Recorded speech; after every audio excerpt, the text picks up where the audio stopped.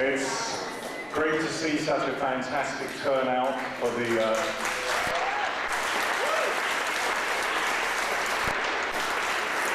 monthly meeting of the San Francisco chapter of the Tom DeLay Appreciation Society. Thank you all for coming. Unfortunately, Tom couldn't be here. He's in a jail cell in Texas with his buddies Carl and Libby.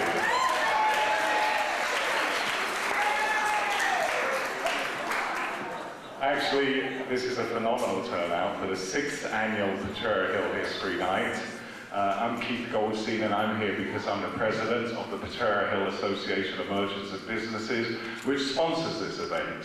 And now I'd actually like to introduce the assistant principal of our host, the school here. This is Barnaby Payne.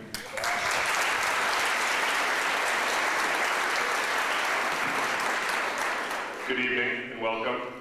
On behalf of the principal, Marcus Blacksher, and myself, we're happy to have you here tonight.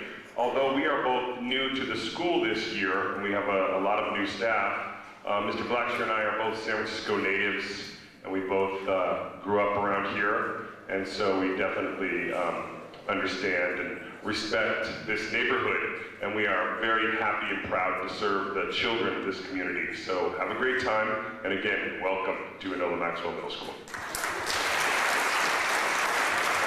Thanks a lot, Barnaby. This is a really beautiful auditorium, by the way. We're very happy to be here. Now we're very fortunate to have the people who put this whole event together, the Potrero Hill Archives Project. Their book is currently number 3 on the Amazon bestseller list, soon to hit the New York Times list.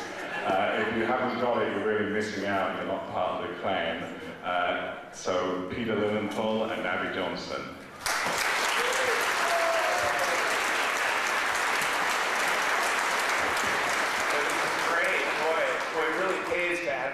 In the Bay Guardian, I can see do that more often. It was 2 years ago exactly that Abby and I stood here and announced that we were working on a book with Arcadia on the Hill. And it's been a long 2 years, but now the book is flying off bookshelves and store shelves all around the Hill. It's already in its 2nd printing, which we're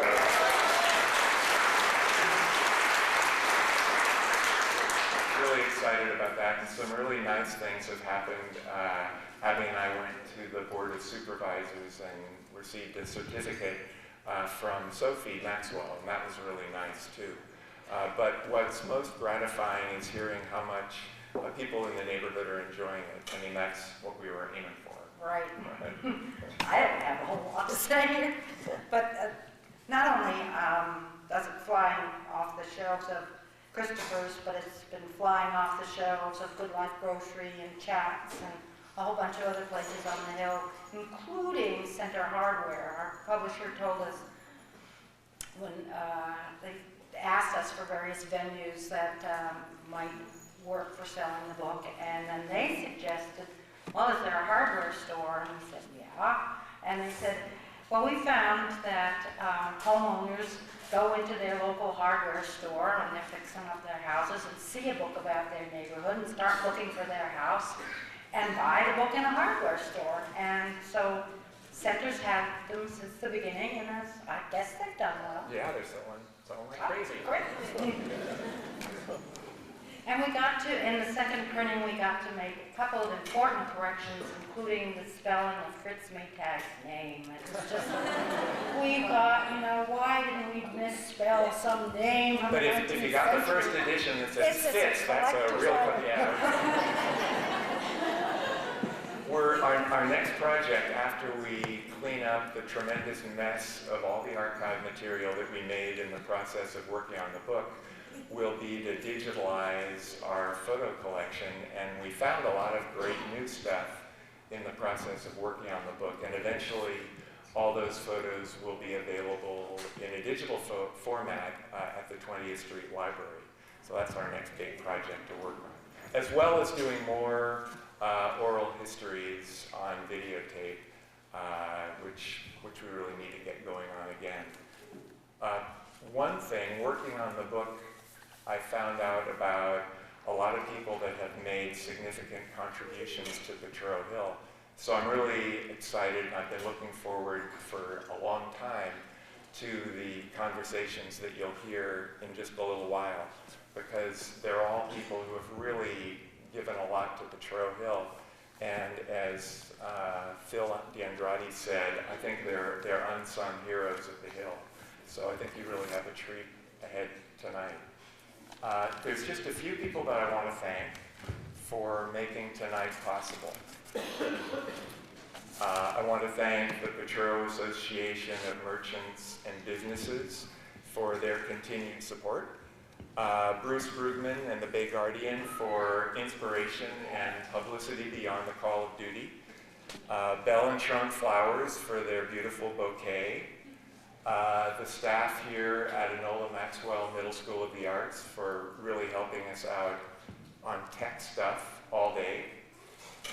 Mike Lynn and sfpoterohill.com, whose raffle was out in the lobby and who helped us on publicity too. Babette Drefke and Potrero Hill Beautification, who were selling, in case you didn't see, they had books on, I think they're those red ones over there.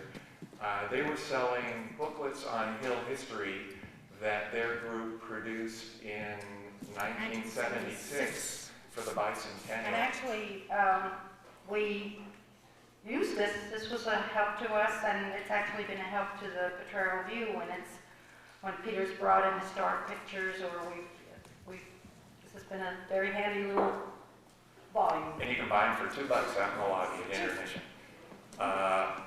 Also, Pete Walbridge and Big Think Studio for the elegant poster that they designed this year. And Lael Robertson, Peter's wife, who helped me put together a window of Potrero Hill memorabilia that's now on display at Big Think Studios at 18th and Connecticut. And there's a really great overalls from Bethlehem Shipyards that make a very striking display, so don't miss that window. And thank you, Mary Law, for those great overalls. Also, Pete Hogg and everybody at Digital Pond, who continues to make our photo enlargements for free. You know, they're amazing and can't thank them enough. And Martin Spencer Davies, our wonderful video cameraman who is giving up a lot tonight to be here tonight. Thanks, Martin.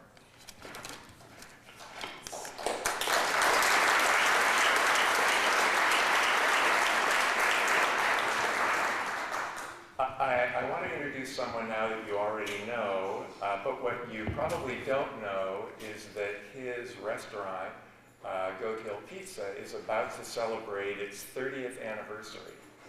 That's a long time on the hill.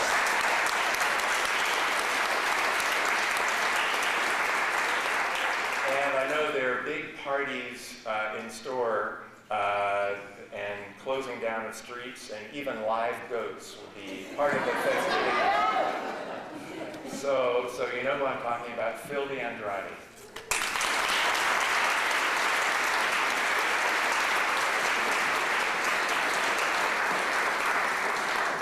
Thank you, Peter.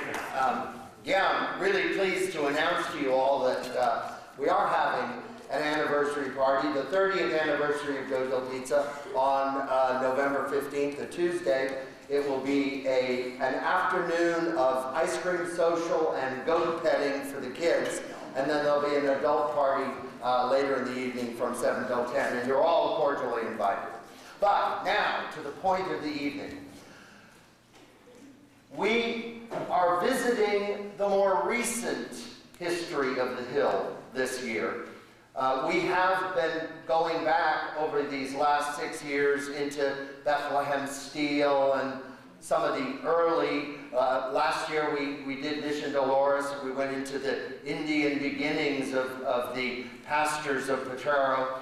And this year we're coming into the more recent history. And we have the privilege of having with us tonight the two sisters from St. Teresa's who have been recently honored and have served for collectively, I don't know how long, we'll find out. Sister Kathleen and Sister Lucia, where are you? Come right up.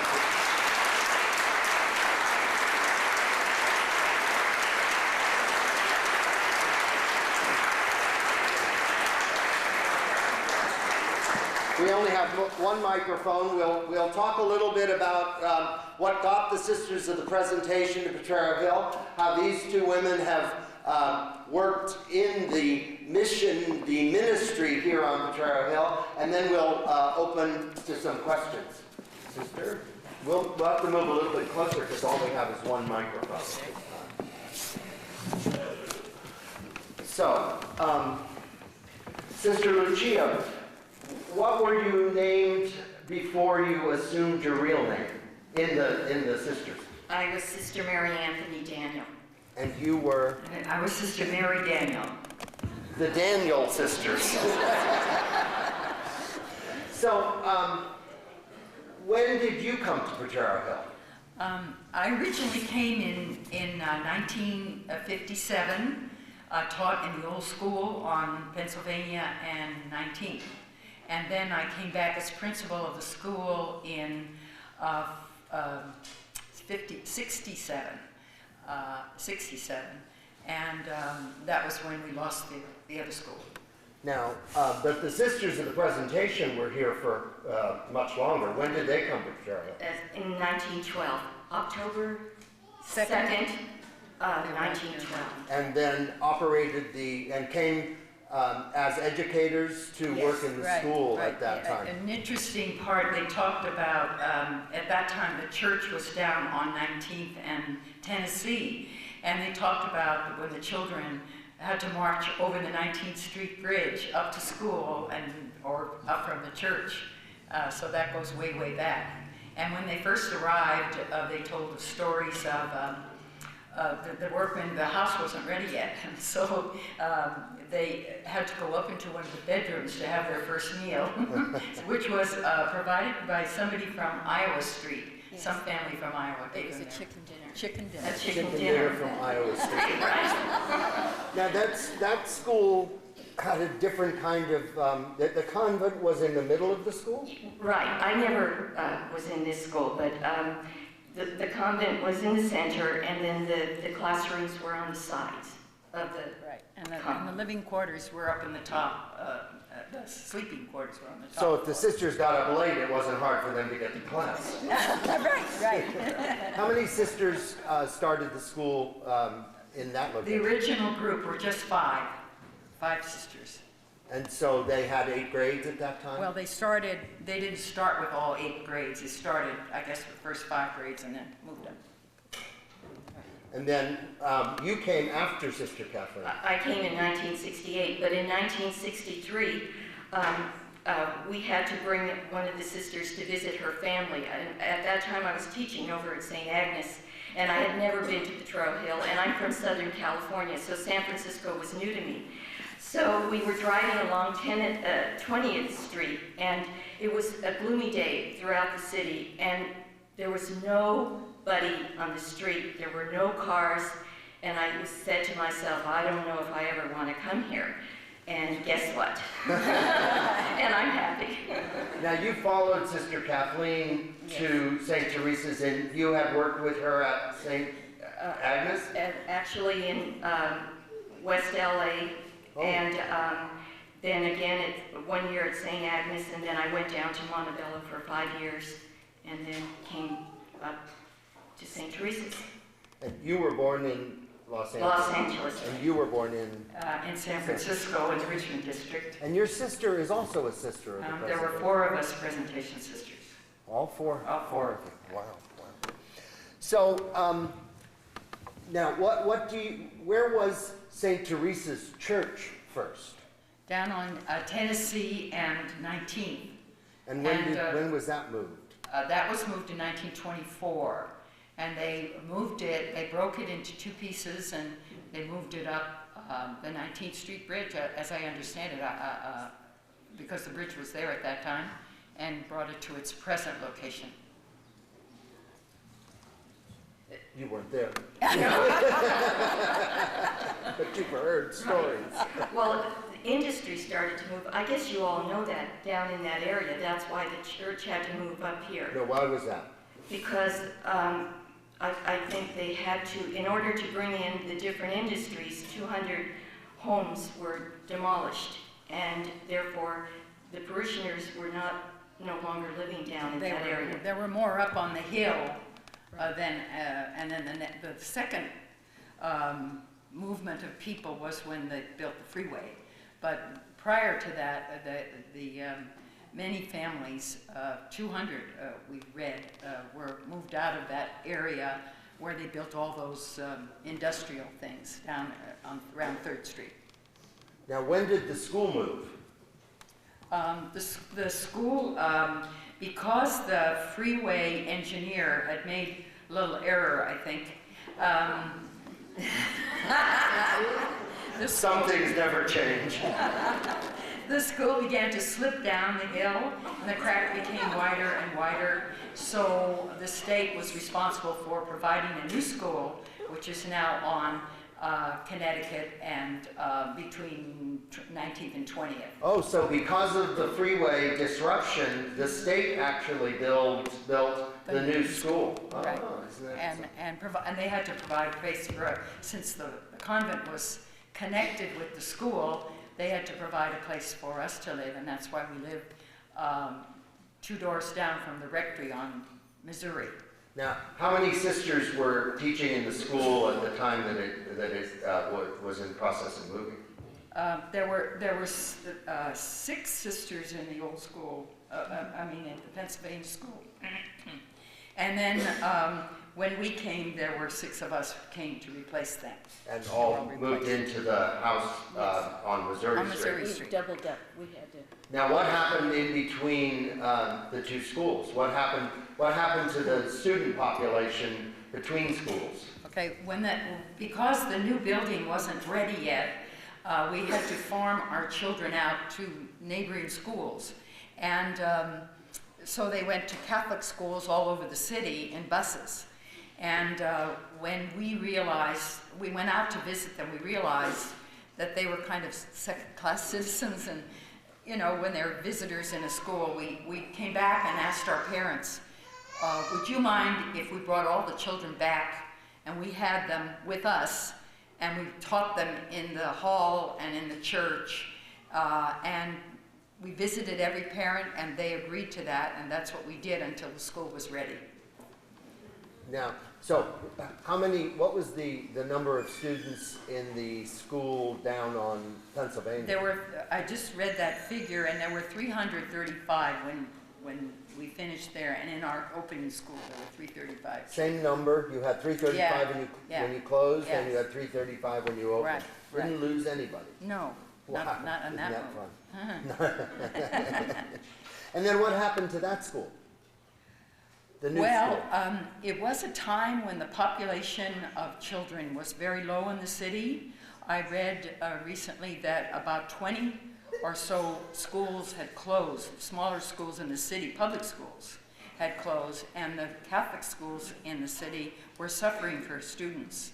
So we were suffering in a greater way because people seemed to be afraid to cross over the freeway. And so we couldn't draw more students, but they weren't out there. So when this happened, the drain on the archdiocese who were subsidizing us was so great they had to withdraw the subsidy, and that left us unable to continue, and the population went down.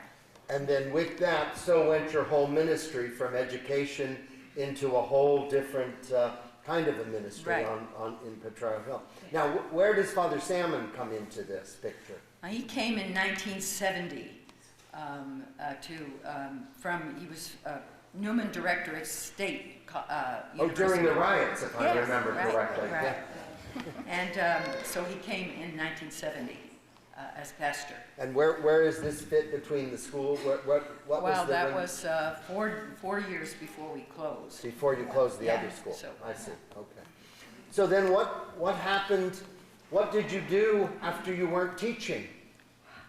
Well, Well, we didn't rest.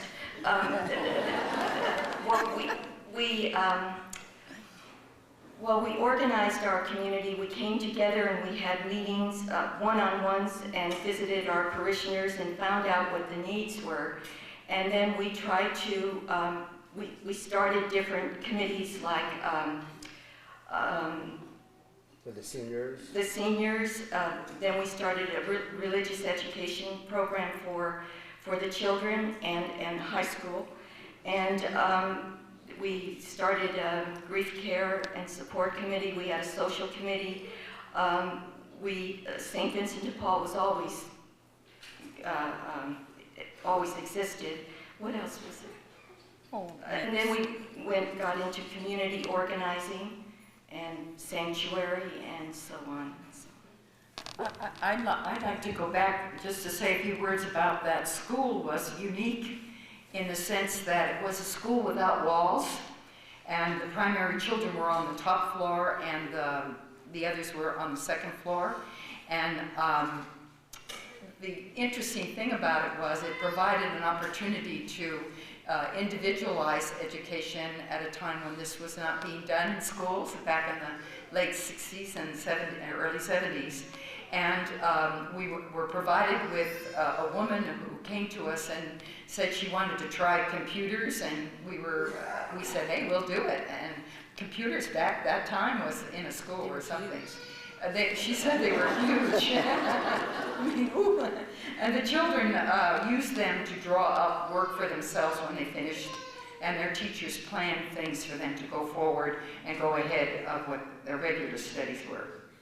And all this in the church building and without classrooms? No, this was after. This was in When the we new moved school? This was in the new school, right. And it was really wonderful. You wouldn't believe it. We didn't have walls, so we had like 4 different grades in one floor. But the children really respected each other, and there was hardly any noise. You would just hear little murmurs here and there, and it was very, very good.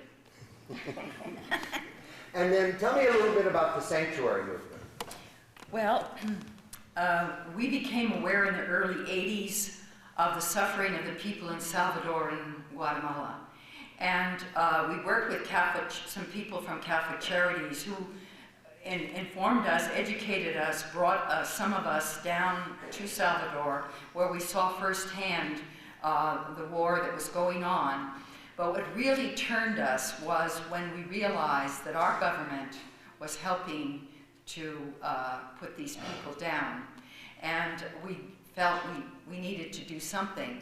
And then the Archbishop Romero was murdered, the 4 nuns were murdered, and the poor people were being persecuted and tortured. And so we felt we had to do something. And we weren't the first to provide sanctuary, but we learned from others how to do it. And we took a year out to prepare our people, showing them, having them talks with the people from Salvador and Guatemala who had suffered. And then we spent some time thinking about that, and then we had a vote at the end of the year, and 81% of the parish voted to declare sanctuary, even though they were afraid we'd all be put in jail, because at that time Reagan, I guess he didn't know about the Geneva Conference that allowed for people who are tortured for religion or beliefs to come into our country. Bush doesn't seem to know too much about it either. Oh, forgive me. So did people actually live in the church during the sanctuary, or did they live with parishioners? How did that work? Well, they did live with it. Before Monica and her 2 children came to us, they lived with Peg and Ed Gleason for about a month or so. And then they came to live in the convent, and that was a really good experience. It was a wonderful experience because we really got in touch with the suffering of these poor families who were taken away from their homeland And the particular woman who was staying with us with her 2 children, her husband was kidnapped, and she never knew what happened to him. And so I think Monica and her 2 children stayed with us for 6 months. And then we had Gloria for 4 years and Adela for 2. Now, were these folks illegal, so to speak? Yes. And that's what puts you in jeopardy and the parish in jeopardy for Right. sanctum. Right. For the sanctum. And so they said that we would be jailed and they would fine us, and etc. We know they tapped our phone, you know, our word was, do you obey God or do you obey our government? And we knew who we were going to obey. And community organizing. You've also got very busy not having to go to school every day, and there were other things that occupied your time. I know about the San Francisco Organizing Project and then the Bay Area Organizing Project. Tell me a little about those. Okay, well, some of the things that we did, we started out small. I'll let Lucia tell about some of the smaller things we did. We were so frightened in the beginning, we would go up the stairs, knock on the door, and we would pray that the person wasn't home. But anyway, finally we got a little braver, and we did a number of projects. We worked on keeping a helicopter pad out of our neighborhood. We worked on crime, as one of our parishioners was stabbed in the Safeway parking lot, and so we worked to get a guard in that parking lot. And then we continued getting into bigger projects. We worked for the, to help. Is somebody talking to me? No. Oh. God, baby talking. Too much. She hears voices, but it's a good voice. I promised I wouldn't embarrass you, so I'll stop this. We worked with the projects, the Potrero housing projects. We had met and visited the people there and had gotten to know them and wanted to minister to them as well. And when the city took their garbage cans away and made them have big dumpsters, we fought to get the garbage cans back. That's not very lofty kind of thing, but it was a wonderful thing for them, and we got them back. And then later on, we got into the living wage fight for city workers, which we also won, and into the Mission Bay low-income housing, which we won units from that too. That's just a sketch. I understand. What are some of these smaller projects that you were talking Well, about? when we first started, when Kathleen said we'd go around and knock on people's doors, what we were doing is trying to find out the needs of the neighborhood. And one of the we broke up into 3 committees after our parishioners and ourselves went around. And it was a crime committee, clean streets, and there was one more, and I can't remember it. But I have to tell you this story about the clean streets because it involved one of our old-timers, Ellie Bain. I think you knew her. She died about a couple of years ago. She was 105 when she died. But anyway, we were having a meeting in Margaret Henry's home on 20th Street, her little storefront place downstairs from where she lived. And we had invited the SBCA. the head of the SBCA, and he was at the meeting. And so we were just talking about our concerns about the streets at the time. They're much better now, but you know, there wasn't the care after the dog did his business. So anyway, Ellie came into this meeting and she had a big shopping bag. And so we were talking to whatever his name was, and then there was time for questions, and also then Ellie held up her shopping bag and she said, "This morning I went outside and I found all this and it was and I put it in my bag, and guess what it was?" So anyway, we always remember that about Ellie. Ellie and her bag of. So then, what was the process like renovating St. Teresa's? What happened there with the? I remember when I first moved to the Hill, St. Teresa's had pretty straightforward pews, and the altar was up in front and all that, and now it's quite different. Right. We really needed a renovation because the pews were creaking, and we really needed to fix the place up. And so prior to that, we had a good deal of education with our people. They talked about there being the prime, shall I say, performers in the work that we do within the church. And especially when we do the Eucharist, that they are the ones who are part of doing the Eucharist. And because of that, when we brought in a church architect, he gave us 4 models, one with the altar way up in front, which is typical where it is, and then down a little farther, and then down a little farther, and then down into the middle. And the people heard how the benefits of each of those, and we are in a basilical type church, so they had to keep that in mind as well. And when it was finished, we had a private vote for everybody, and they voted for the most radical, which was right square in the middle, so they could be all around the altar. And I have found that people who come in are really, really very pleased with that. I'd have to say that the poor people of God at St. Teresa's didn't know about infiltration until the two of you finished with them. They didn't know what they were voting for, I'm sure. Anyway, out there in the audience, do you have any questions of the sisters? Remember some times that you'd like to hear them talk about? Some of the experiences that they had on the Hill? Don't all raise your hands at once. Yes?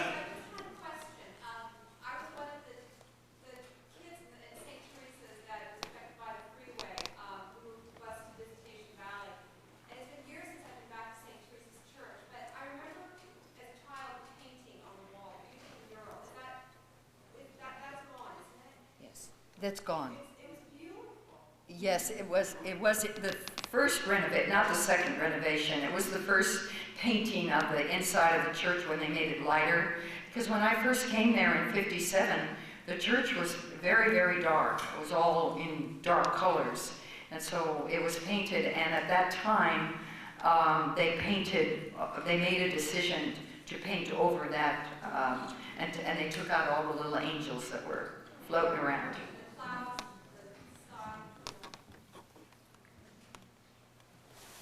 Yes, I was a teacher here at Potrero Hill School, and there was an instructional aide, Enola who was a parishioner of their church, and I was wondering if you had some words about her. She's passed on. Adela? Adela. Yes, you're speaking of Adela? Yes, who served here in the school for years. Very, very faithful, wonderful, wonderful person.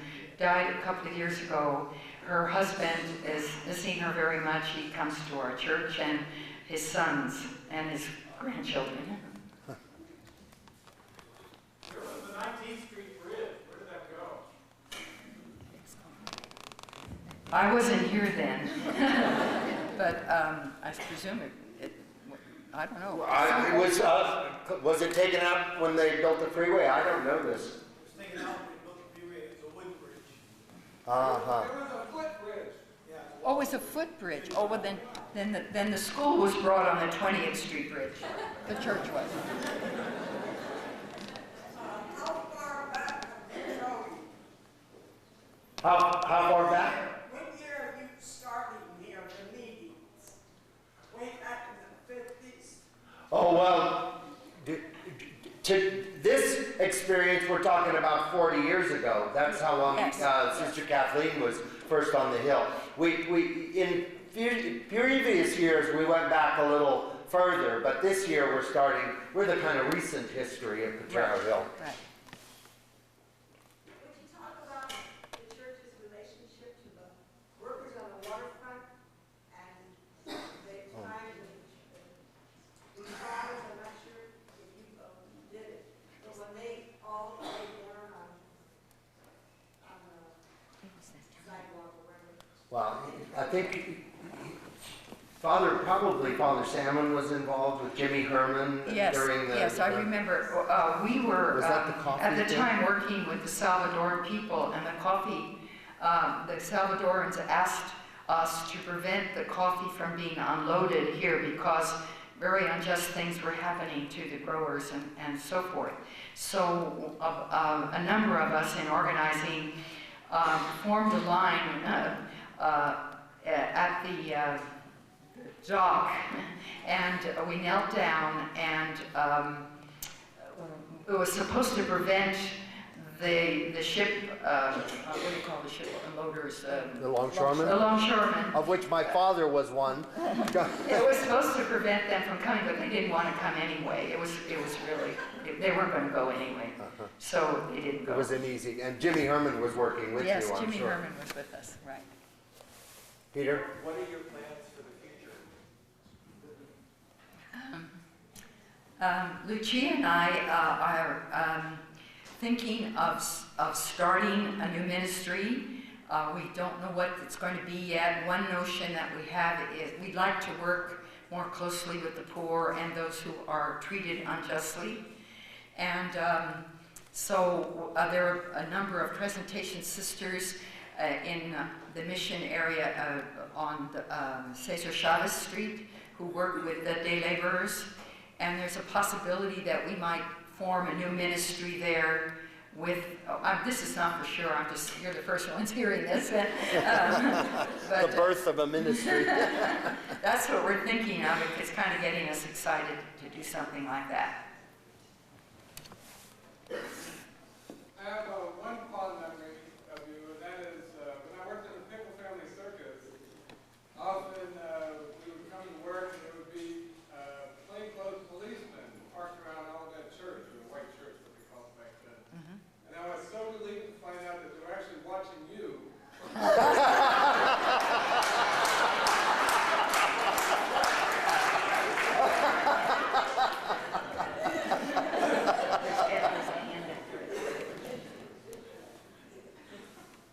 Rosemary. I just wanted to clarify on this gal's question about the painting, the beautiful painting on the dome.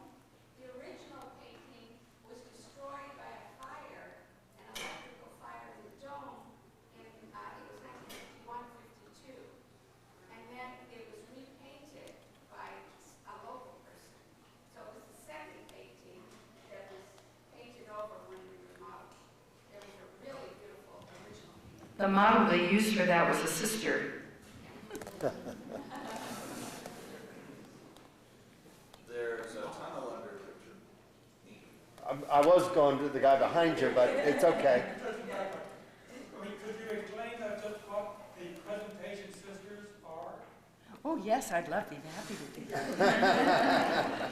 The Presentation Sisters were founded in Ireland in 1775, and the reason for their founding was it was a time, penal times in Ireland, and I'm making this very brief for you. The children of Irish children were not allowed to be educated, and so she quietly started little. Our foundress, our foundress, Nano Nagle, Honora Nagle was her name, a wealthy woman, wanted to see that the children of Ireland were educated, and so she started schools, and pretty soon women gathered around her, and that was how our congregation was founded. We came to the United States in 1854, and are this year celebrating our 150th year in San Francisco. she also founded homes for the elderly, and she worked to help prostituted women, so it wasn't only education. And actually, you have a ministry in the Tenderloin with Network Ministries. Network Ministries and the Presentation Sisters have partnered, and we have opened a house which we call Safe House, and it's for women who have been prostituted, and it's an opportunity for them to move out of that. And we've had some wonderful successes. We've had some heartbreaks, but we've had some wonderful successes, and it's ongoing. That's with Glenda Hope? With Glenda Hope, right. Reverend Glenda Hope is the head of Network Ministries in the Tenderloin. And Scott, remember Scott? Oh, yeah. Her husband, Yeah. great. Yeah. And Enola knew that. Anyway, Yes, Enola. all sorts of. Yes. Sisters, directed at both of you, you mentioned at the very beginning of the program this evening, BVM. I happen to be a child of St. Bridget's myself and Van Ness. BVM, is that the Order of the Blessed Virgin Mary? No, ours is the Presentation of the Blessed Virgin Mary, PBVM. Is that what Yeah, the that's question us. was? Yeah, that's us. But there's another order, BVM, which is another order, and so they call us the perfect BVM. That's an insider joke, I'm sure. Well, okay, let's. There's a tunnel that runs under Potrero Hill from about down near my house on Missouri out through the new somebody Commons or whatever it's called, and it must go pretty much under the church too. Do you remember the fire? I remember the tunnel that actually went underneath the new school that was built. And there was a fire in that tunnel. And the state got off easy getting that property for the new school. That's my comment. We were just on the edge of that. The principal's office was right on the edge of the tunnel. Well, I think we're probably nearing our time. I wanted to thank you very much for this opportunity to talk with you about your part.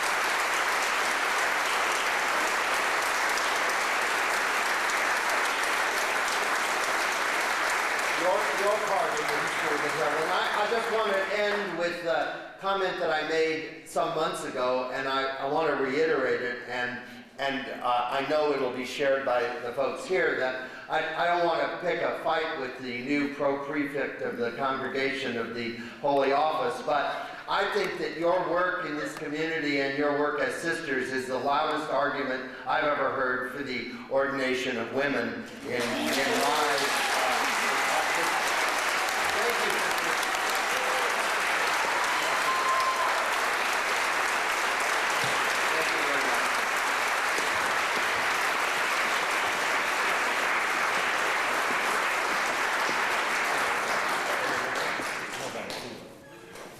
Thanks so much, Sisters Kathleen and Sister Lucia. They're definitely heroines of the Hill. It makes me want to get one of those ribbons to put on the back of my car that says "Support our nuns." And thanks a lot to Potrero Hill's own David Letterman, PHILIP DEANDRADE.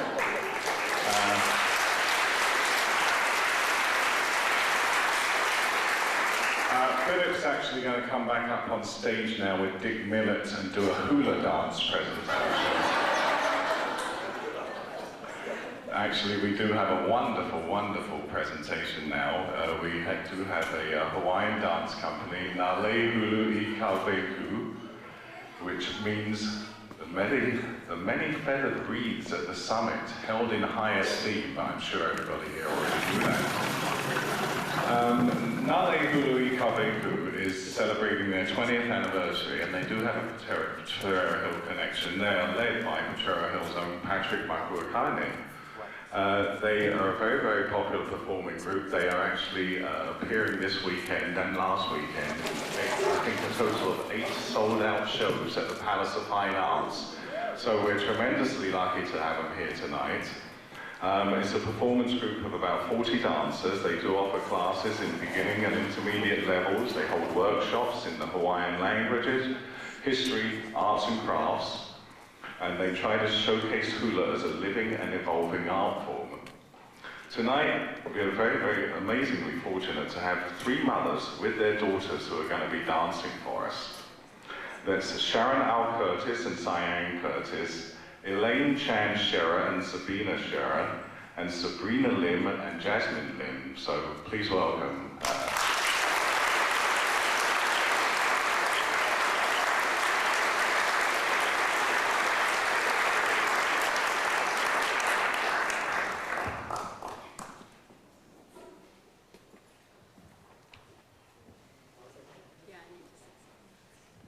Aloha.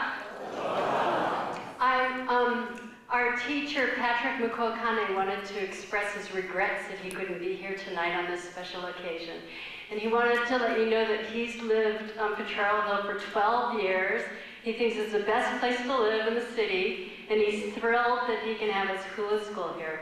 We meet up at Daniel Webster School, so you can drop by there to hear hula in the evenings or on Sundays. We're going to be dancing 2 dances. The first one is called Kapuna Ho, and in hula dance, the hands tell the story. So you look at the hands and the face gives you the emotion. And the second dance, our daughters will be coming up and dancing with us, is called Papalina Lahi Lahi. Papalina means cheeks in Hawaiian. So for the moms, I think it's kind of special because we can dance to our daughters who we love, who used to have cute cheeks. They're bigger than us now. They're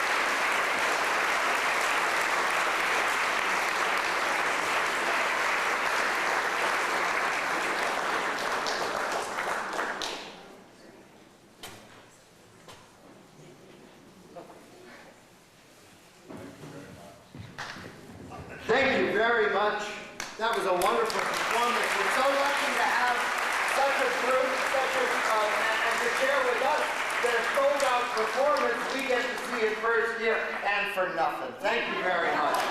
What a great opportunity.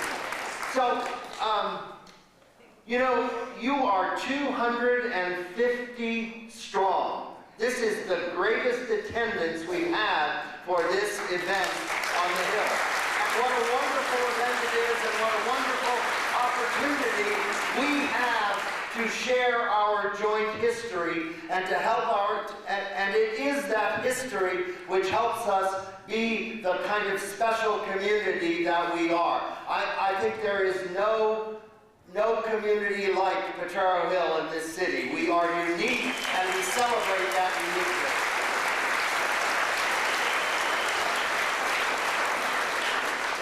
Now, you know that this evening is jointly sponsored by the Potrero Hill Association of Merchants and Businesses and the Potrero Hill Archives Project. And since you haven't had to pay for your admission here tonight, you get to do two things. One, you get to support your local merchants as a way of giving back to them for what they've given to you. And so I want to announce to you tonight what you already know. We are sponsoring a Buy Local campaign. Think locally, buy locally. When you need a book, go to Christopher's. When you want to buy groceries, go to the Good Life. When you want to take care of your health, go to the medical, go to the chiropractors, and go to the Soma acupuncture. When you want to, what else is there? When you want to buy wine, when you want to buy ice cream, when you want to go to a restaurant, when you want to get a pizza, shop local. Read The Guardian, read the Potrero View, read local. It's much better news than the Examiner Chronicle any day. Only good news.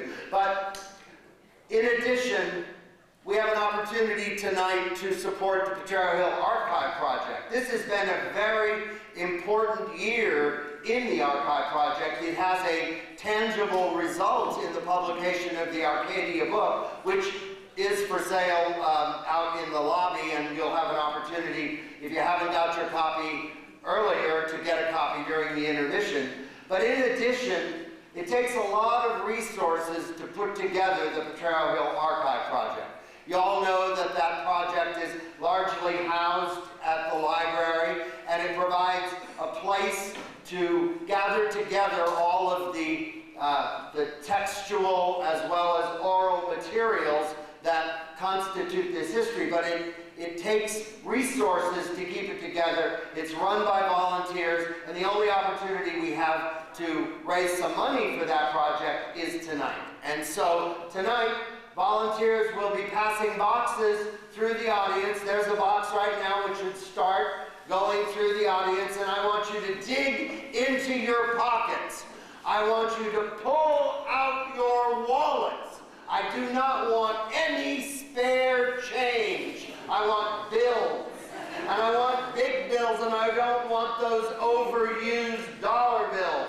I want the nice, new and shiny $5, $10, $20, $50, and $100 bills. Those ones that you are hiding in those back pockets of your wallet. I want you to pull out your wallets. Look through them. Remember where you stuck that $20 bill so that you knew when you knew you would need it? Tonight is when you need it. Now pull it out. Let's move those boxes along. Move those boxes along. Get that money out. Let's move this through. We're going to have an intermission, and if you've got to go to the bathroom, you're not getting out of this room until these baskets have fallen through the roof. So let's go. Let's move these baskets. That's it, that's it. I saw bills in there. There's a bill. That's good. Bills, bills, no change. Let's move those through. More. Excellent. You're doing good work. You're doing very well. Give yourselves a great big hand now. You're doing a very good job. Louder. Very good job. So, thank you very much. Very seriously, I think that this is a special community. I don't think you'll find communities gathering together to celebrate their history too often in the city. We are special because of the people that we are and because of our respect for each other and our respect for our history.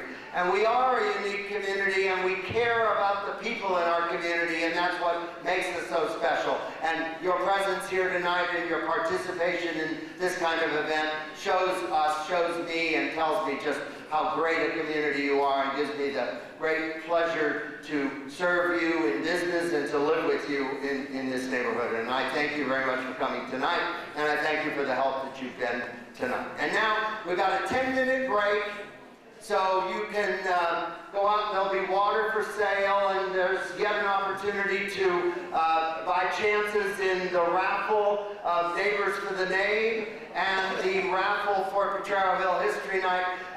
Tickets available outside. Get your water, get your refreshments, get your Arcadia book, and come back here and we'll see you in 10 minutes. Thank you.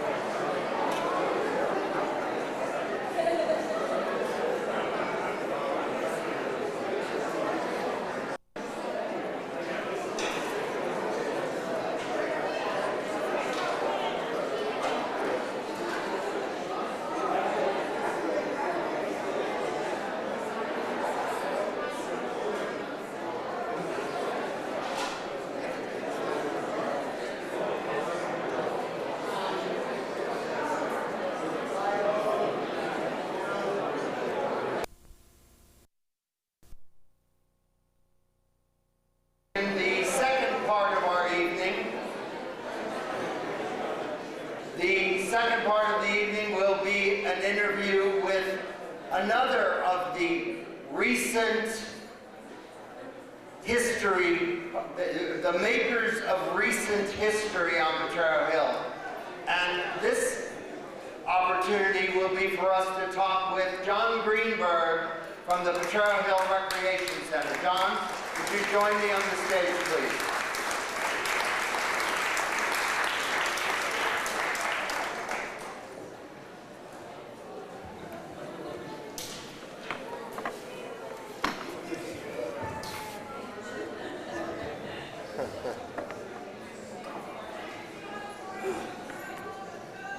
Well, thank you for your willingness to talk with me. I promise I won't embarrass you. Don't embarrass me.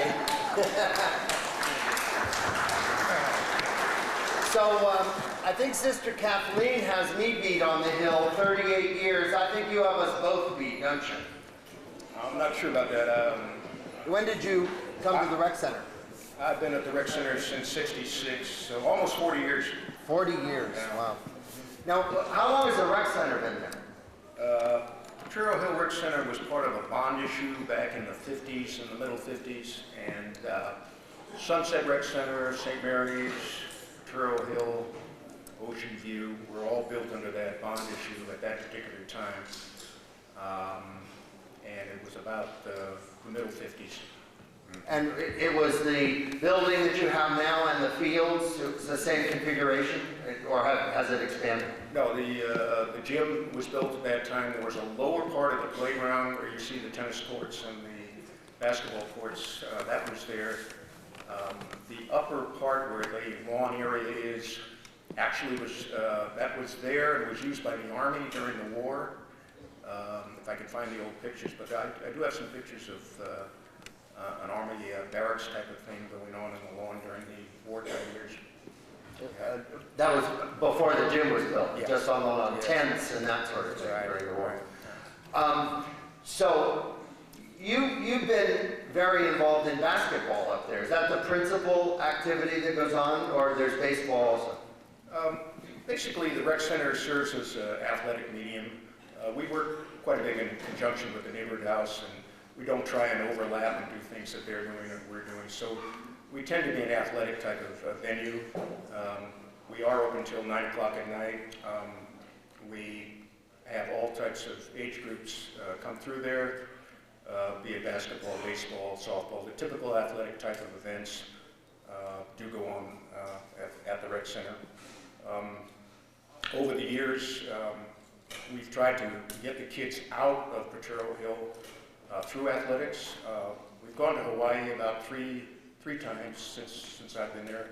We've gone down to LA 2 or 3 times. We fly down. We house them in a black middle class area, Baldwin Hills. A lot of doctors, lawyers, that type of thing, playing a baseball game. They come up here, we house them in the projects so they see how these kids live, play them a game, give them a dinner, that type of thing. The Hawaii situation, again, is a type of thing is what you see with your eyes and you do with your hands makes a lot more sense. So if you can get the kids early on some of these things, maybe they'll break that cycle, they'll get out of Potrero Hill, at least in the projects. And we've always stressed that we're just a grain of sand in a big beach. There's a big, wonderful world out there. And as you might know, we have a lot of kids that just have not gone to the beach. They do not know where the Pacific Ocean is. It's as simple as that. And we go, we really do. I'll take them out to dinner once a week, and we do not go to McDonald's, and we do not go to places like that. We go out, what is Roquefort dressing? What is croutons? Again, things that you might have done in your younger years, we try and expose. We're not just into recreation. We're there to build relationships that last forever. And unlike a school where you might have a kid for 3 or 4 years, we have them for 24 years. And I see a couple of them right down here in the front row, so I'm very proud of. Renee here, boy, she's just great. And I think we kind of introduced her to recreation over the years, and subsequent to that, she had followed through and took the civil service test and so forth, and is now a full-time recreation director out in Visitation Valley. Been there for some years.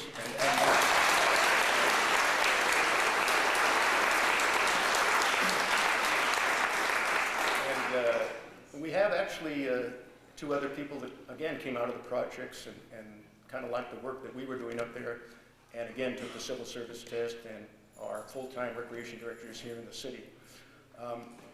I don't consider it a job. I consider it a way of life. Anytime you're going to spend 40 years at a particular venue, nowadays, it's not a job. So it's not a job, and he has a good time doing it. That's the trouble.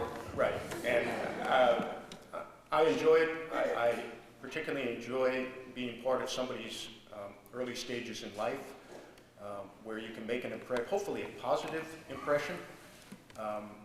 And yeah, we've had our problems. We've had a lot of problems, but you don't read about all the successes we've had, and we have had a number of them.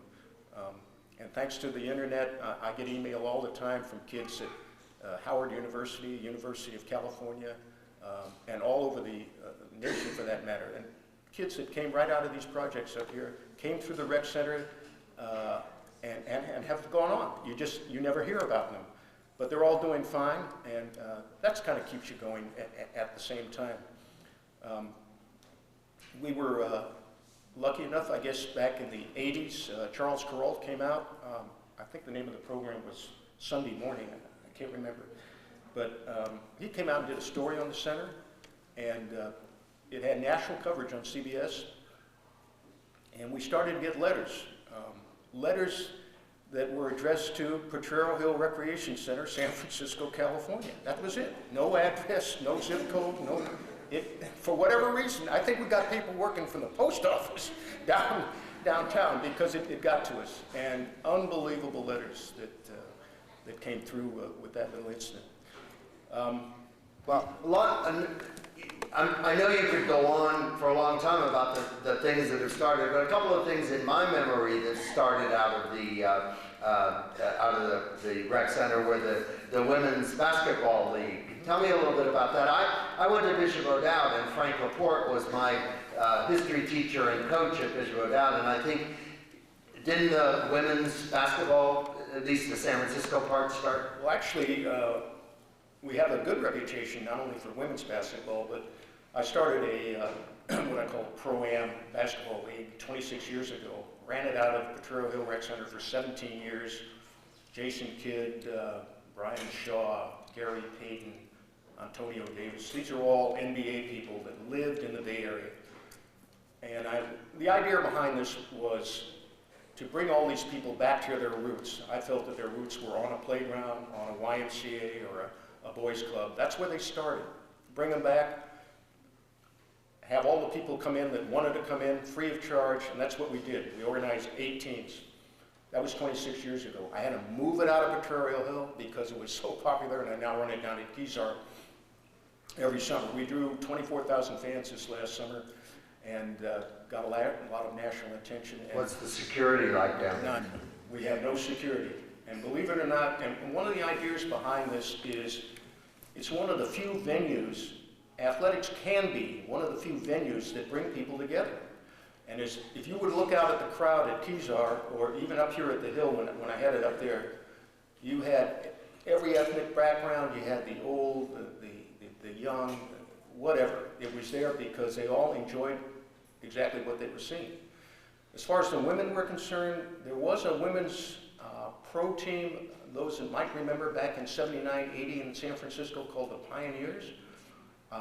It was run by Coach Frank Laporte, and I offered Potrero Hill as their practice site, which they did use. They played at the Civic Auditorium. This was before the WNBA, before the W. It didn't fly. The league didn't fly. It just didn't make a go of it. By the way, there is a new team coming into San Francisco, a men's team called the SF Pilots.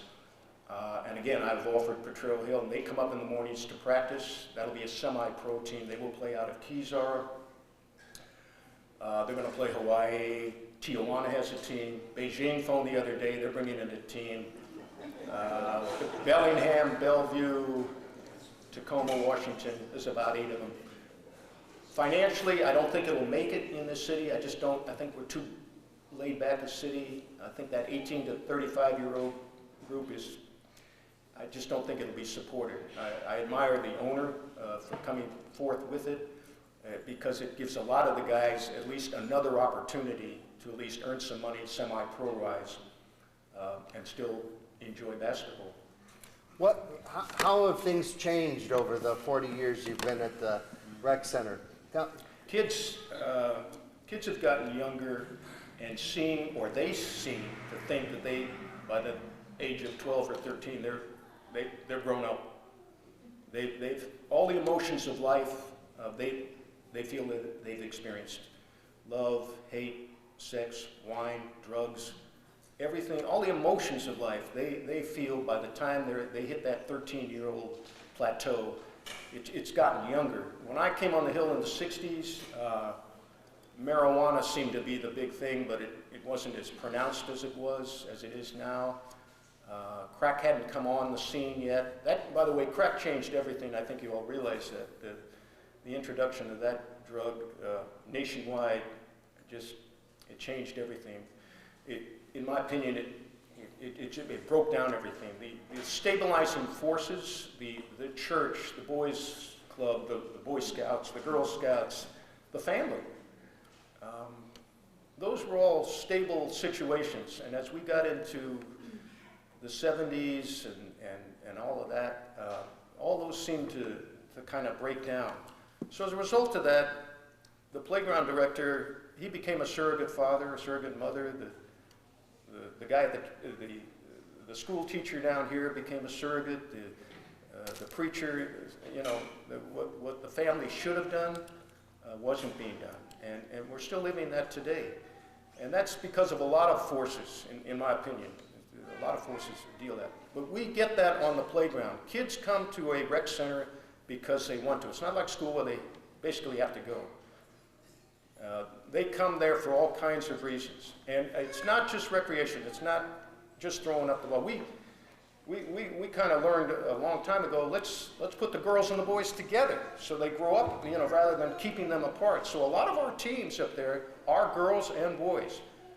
And everybody plays, by the way. It's not a question of when we take a team somewhere, I will take some of the bad and some of the good.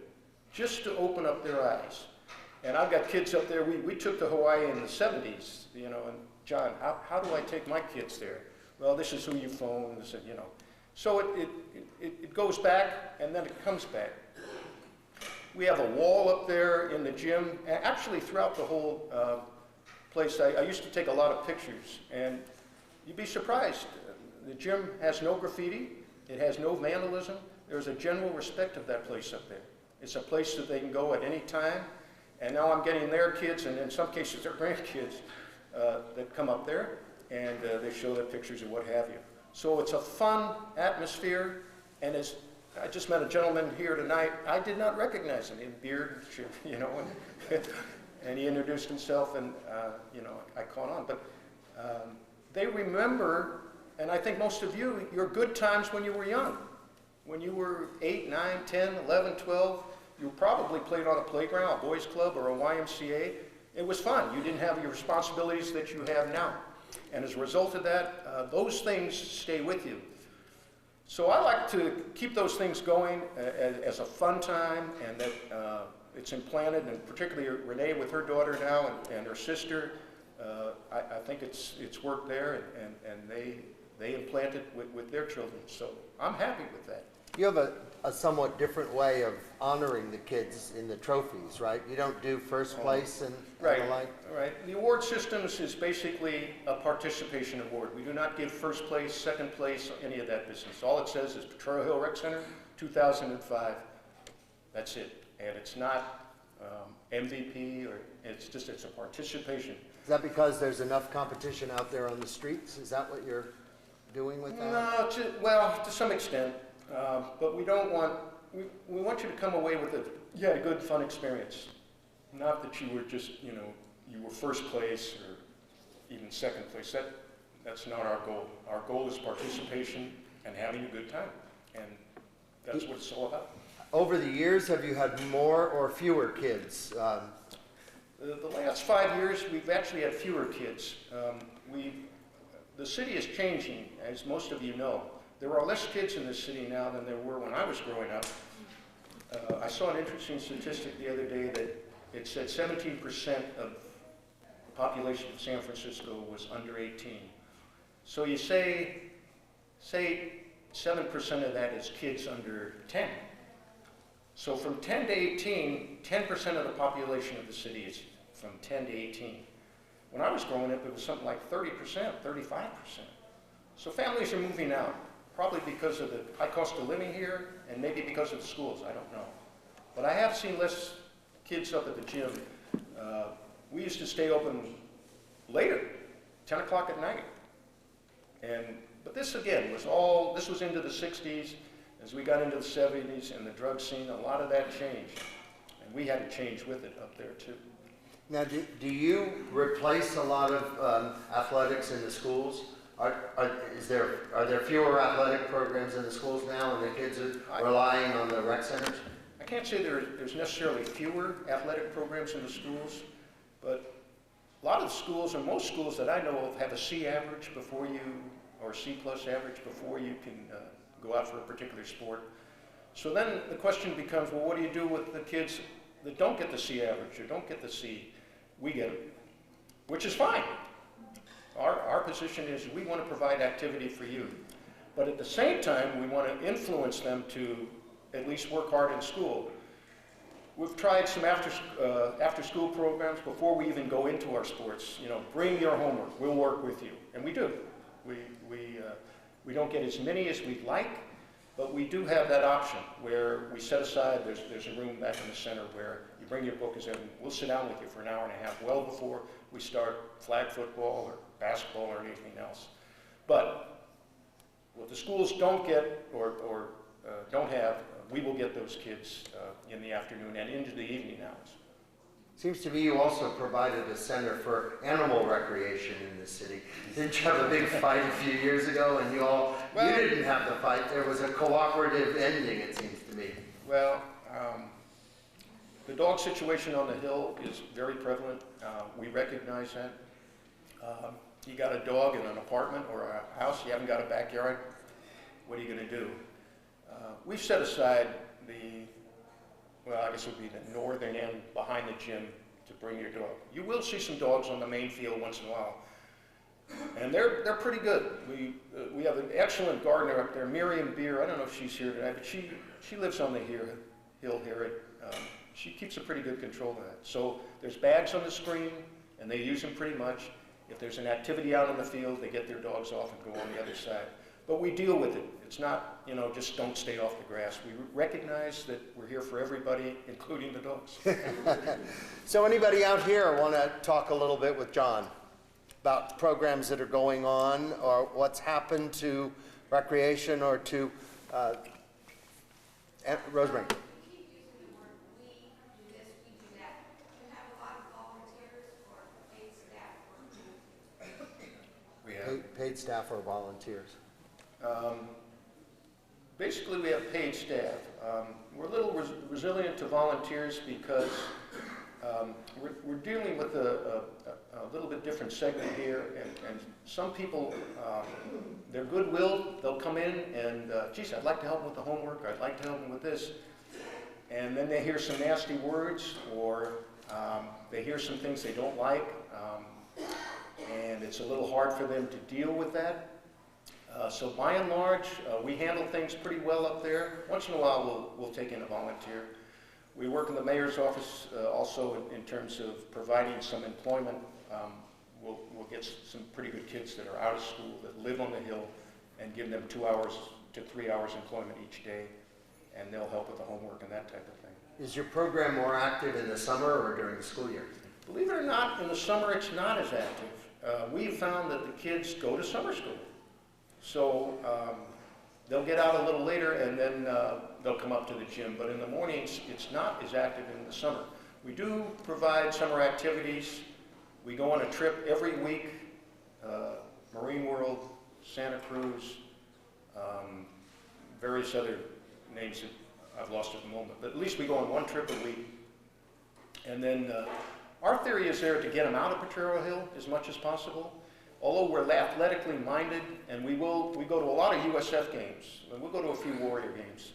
I was fortunate to officiate in the NBA in '83 and officiate in the Pac-10 and the WCC. So I have a lot of good contacts that I can phone, and we can make arrangements and get them there. And at the same time, I've invited NBA teams to come up there when they play the Warriors, and some of them will do it if they stay in the city here.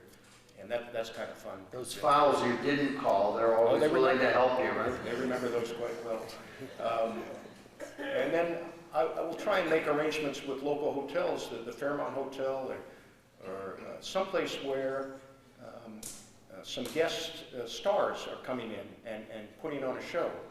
And they're kind enough to say, we will reserve a table for 4, bring them on down. They're really nice about it. And we will present them, hey, I remember going when the Supremes were the Supremes before they broke up into another group. Yeah, but we'll do things like that. And so we're not relegated just to the gym, which you see that structure. It's a structure, but we do get out quite a bit. And it makes all the difference. And on Sundays, I'll just pick up the kids. We'll go to Walnut Creek. There's a place called Heather Farms over there. It's a great place to swim. We'll go fishing, just every once in a while. Again, just, there's a big, wonderful world out there. Let's explore it. And I love to eat, and I love to cook. And so, You've never invited me to dinner, but... Well, I go down to the restaurant. Okay. Who funds your program, and has the funding been stable over the years? Who funds the program? It's city funded under the Recreation Park Department. Actually, you're lucky to live in this city. The administrations over the years have been pretty good with Rec and Park. There's basically a center or a playground. This is 7 by 7 miles. You got a big, wonderful Golden Gate Park. You got a photography center. You got an arts and crafts studio, and you basically got I'm not sure how many rec centers like us are around the city. There's quite a few, but I know there's a playground all the way around the city that kids can go to. So we're funded by the city, and it's not that much. We have a new administration now. I don't think guys like myself are going to be around too much longer. I think eventually what they want to do is bring in people like the Y, or maybe even the Boys Club, and you take over Potrero Hill Rec Center, and we'll help you fund it. It's all a money thing now, so the guys like myself that made it a profession. And by the way, I got my BA and my master's and taught for a year in recreation at San Francisco State. So it's not just handing out the balls, and so there's a lot to it. So and I've gone through it. It took me 9 years to get my master's, but I did. I've had 2 mayors ask me to take over the department, and I've turned them down, simply because this was me. This was my position. This was me, and I felt it. And any time you're going to stay somewhere 40 years, it is you. Now, the city hasn't.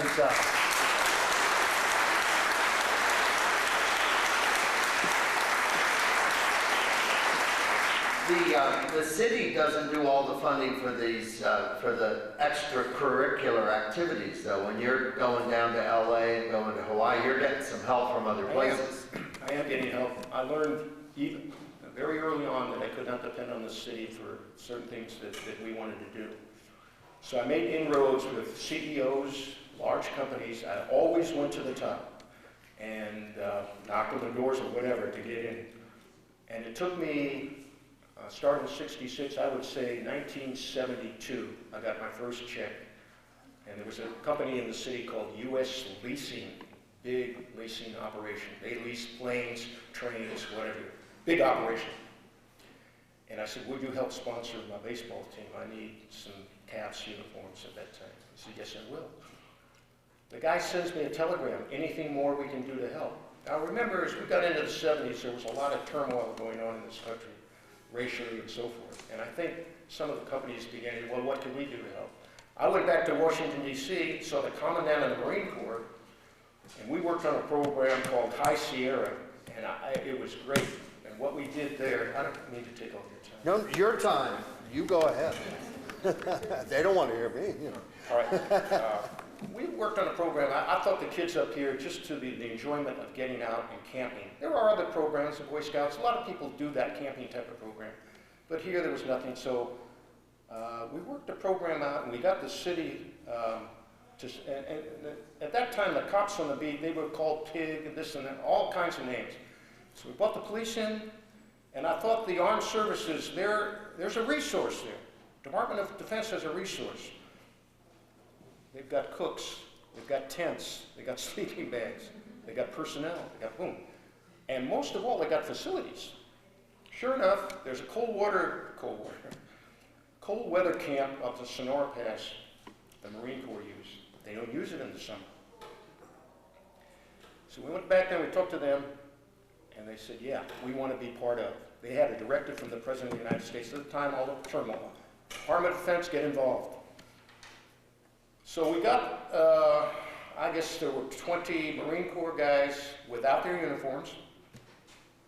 We got them to get the tents. We got the city to provide the buses. We got the police department. Theory here was get the guys off the beat here, put them up in the mountains without the badge, and let them relate man to man, person to person. And that was the idea. We sent the horse patrol up there with their horses. We got the California Fish and Game to plant the streams full of trout. Didn't want them to go empty-handed. And actually, some of the kids went in there with their hands getting the trout. That program was great. We took 100 kids a week for, I believe it was 4 weeks in the summer. The kids came back, and when they saw the cop on the beat here, I mean, there was still a lot of crap going on, but it was, hey, Tim, or hey, John, or I remember you from camp. That relationship stayed for a long time. That situation lasted, I believe, was 2 years. Chief Gain came in and nixed it because the cops were getting overtime. He didn't want to pay that, and other things were developing. But it was a great program, and it worked, you know. So those were little incidents, things that you don't hear about, but they did go on. Yeah. John, we were talking earlier. I played ball for John 30 years ago, up the hill. But he's that old, huh? Exactly the same.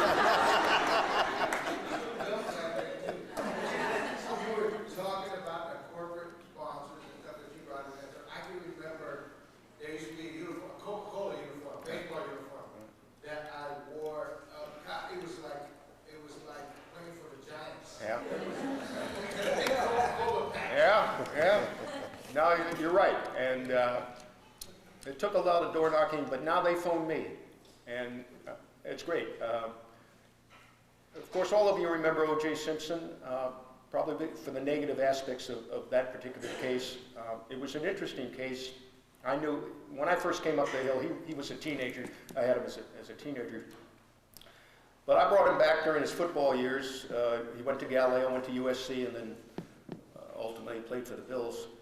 And I said, OJ, I need some help. He said, what do you need? I said, well, I got to do this, I want to do that. And each year, he sent me a check. No questions asked.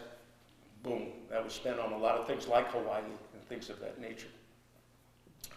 When the incident happened down in LA, I couldn't believe it, but it happened. CBS, NBC, ABC sent their trucks up to Potrero Hill Rec Center.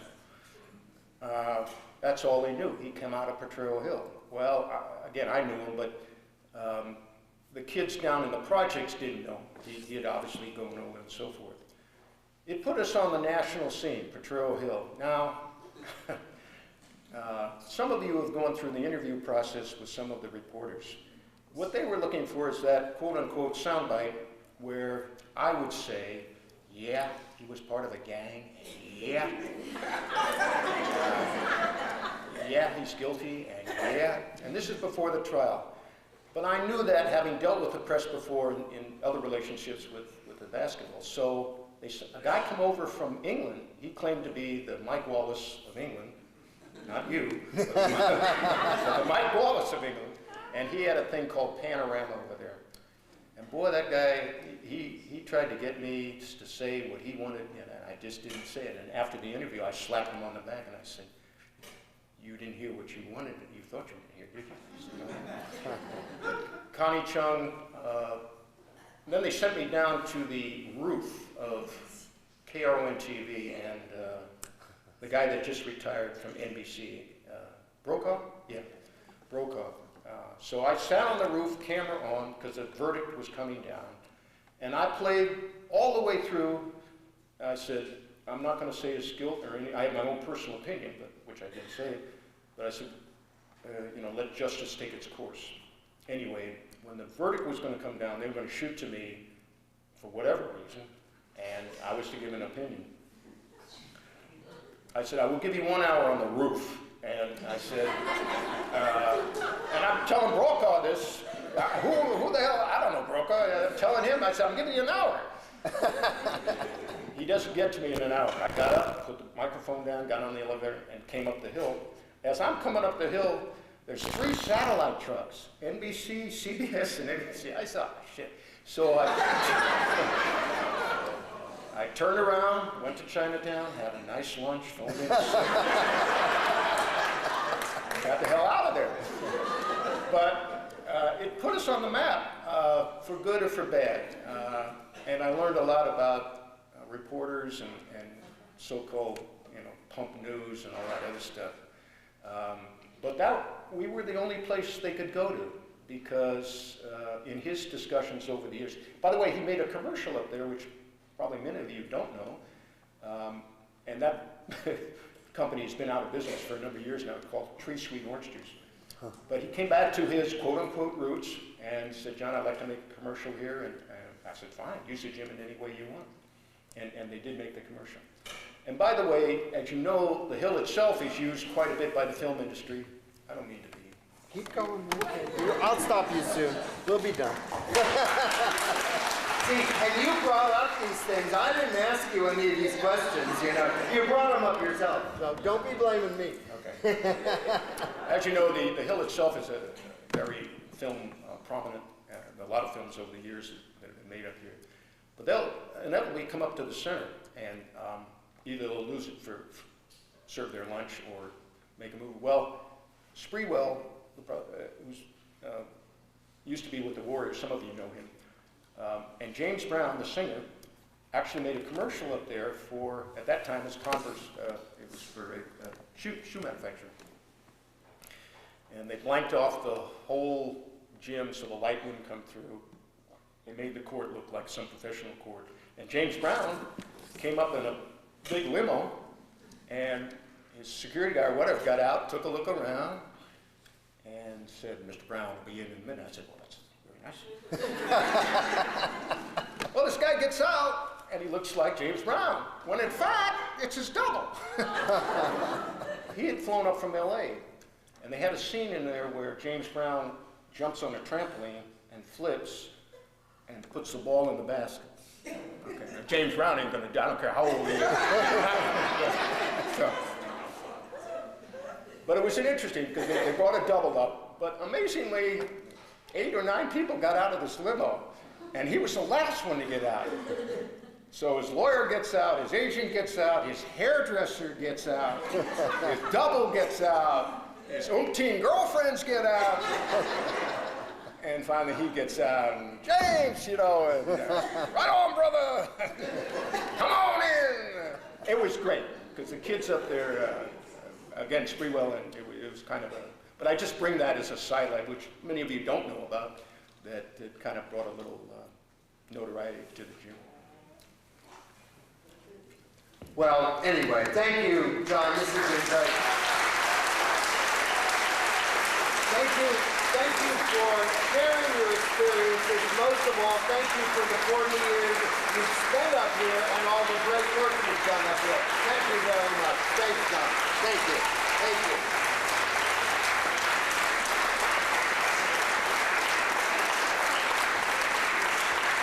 Wasn't that great? We've had what an evening. Again, the recent history of the Hill, but no less fascinating, and all about what makes this such a place, special place, where we live and where we get to share all these experiences with these fabulous neighbors.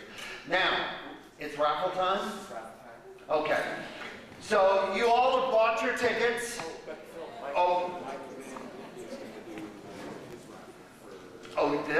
He's going to do the raffle first. Okay, so Mike Lynn, we're going to do the raffle for Neighbors for the Nave first. So let me just tell you a little bit about Mike Lynn. He's kind of a newcomer to the Hill, but no less active for his newness.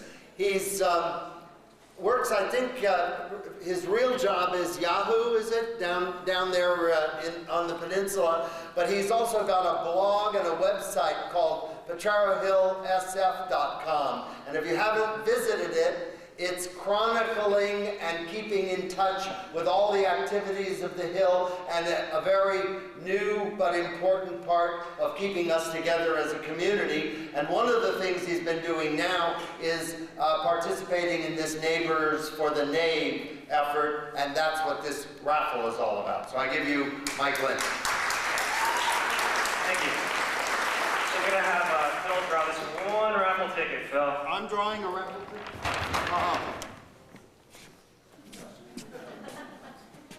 Oh my God.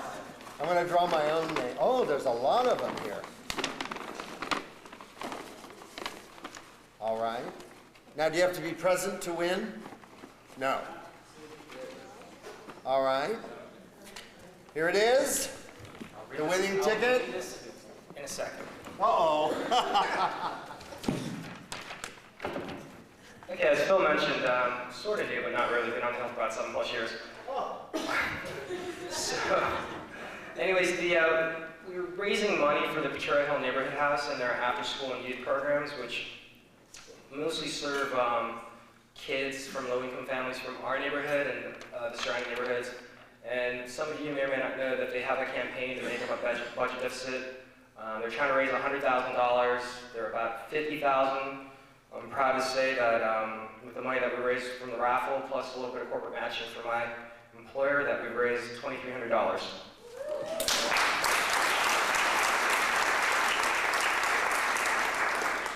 So right after the intermission, I actually, with the help of Michelle Stevens, drew a bunch of names for all the prizes except the shuffle, which Phil just drew.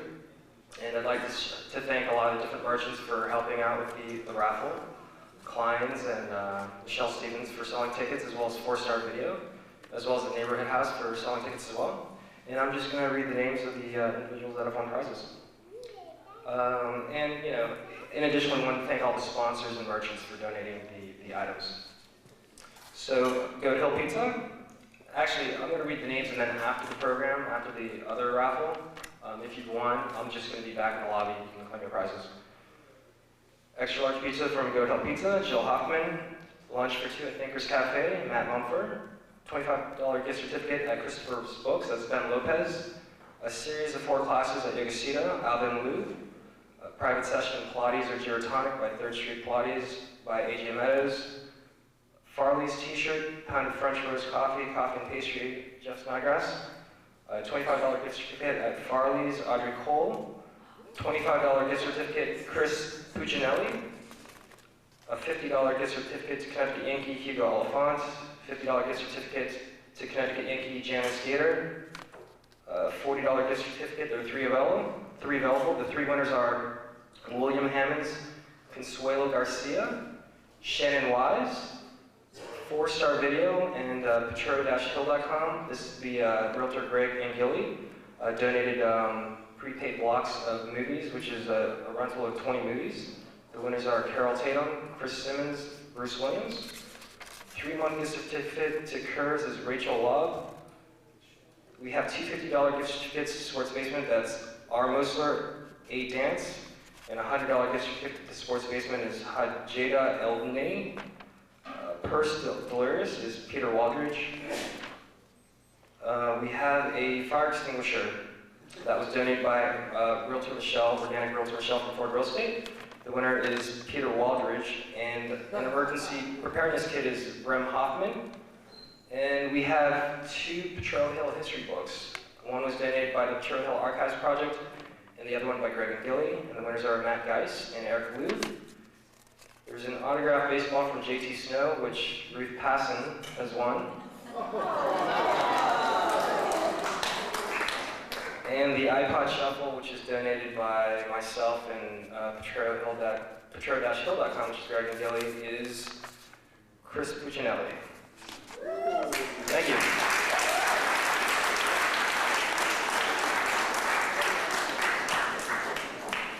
Thank you, Mike. And I'd like to draw your attention to the Potrero Hill Community Arts Project, which you've seen their setup in the back, and they're accepting donations in the back of the room for the Arts Project, building community through the arts. They've been working with many of you, building those structures, which are a community project using art to build community. And I want to thank them for being here tonight. Wow, and are these one drawing, or they're separate? These are the big mounted historic photos by Digital Pond, and there are how many of them? 4. And are they each a separate drawing for each one? Okay. And you have to be here to win. You have to be here to win. Excellent. The cover? Would you help me? Uh-huh. Come on up here and help me pick out some of these. They'll think I cheated, so I'm happy to have your help. What's your name? Maya. Maya. Thank you, Maya. Okay, close your eyes and reach. Now, which one are we doing? This view looking across is Lake Creek from the Speckled Sugar Factory about 1915 towards Hunters Point. Okay. 25th Street, going along that way. Well, one of those streets. And the winner is, reach in there. The number is, get out your tickets. The number is 3413-028. The last 4 numbers are 3028. There he is.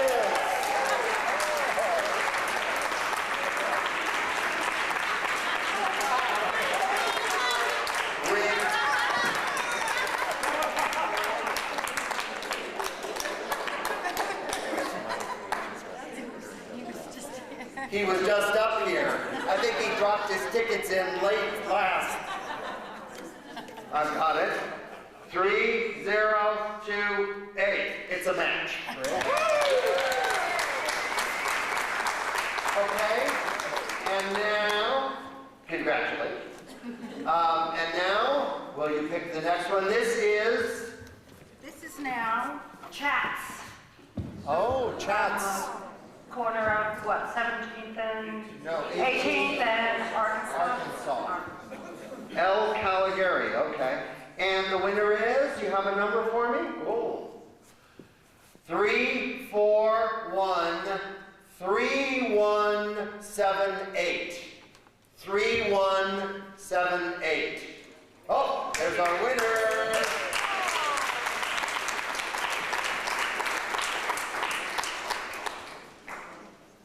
I can still win the next two, right?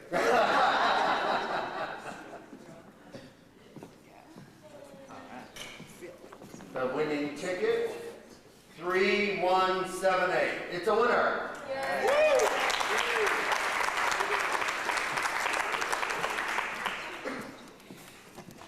And this is? This is one of the big finds for our book. These were a friend and donor found 2 glass negs of the couple days after the earthquake in 1906. And that's showing the fire from the hill. And we've never seen a picture of the 1906 earthquake and fire taken from the hill. Wow, and so where are we here? Oh, man. Kind of this, These are about 19th in Arkansas. This would be Arkansas. But what's really unusual as well is you can see ponds that are the leftover remnants of Mission Bay, and we never had seen those in a photograph before. Huh, great. Okay, and the winner is 3413173. 3173. Oh, there's our winner.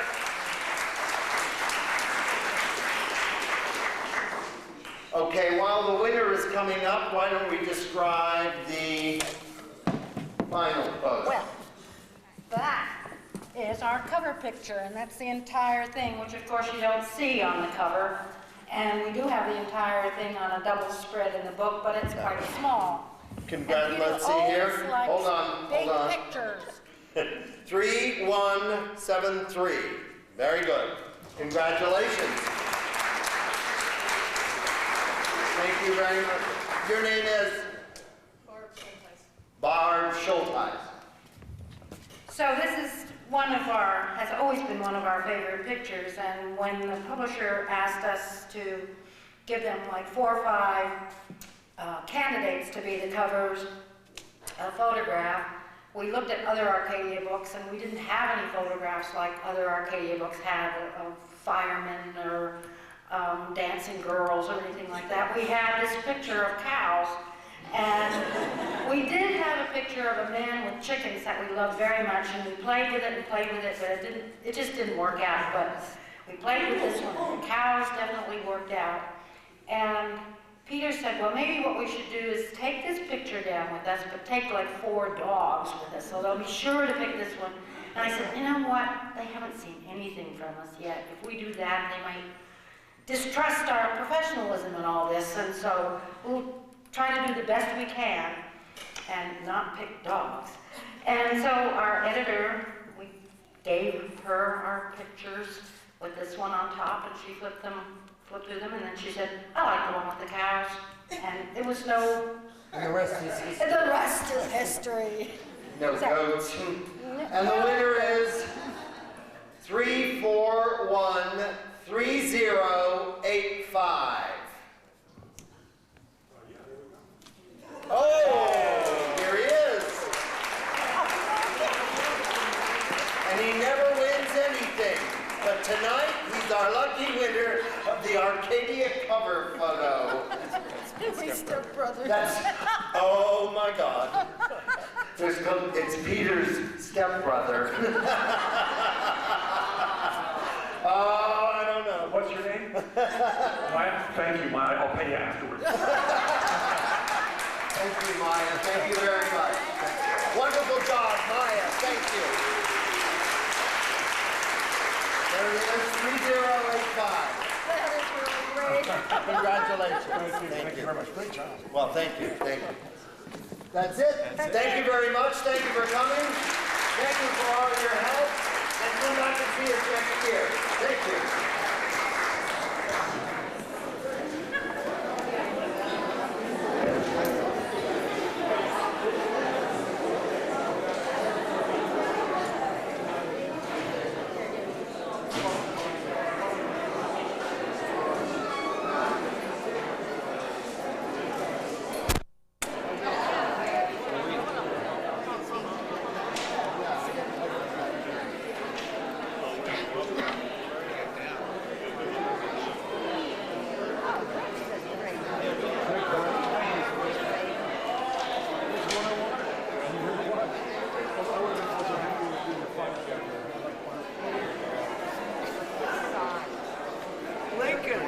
You're being rewarded before the hereafter.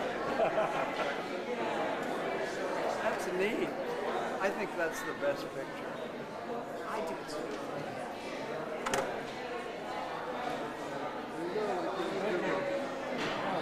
That's congrats. That's amazing. I've seen you won this thing. You called the number.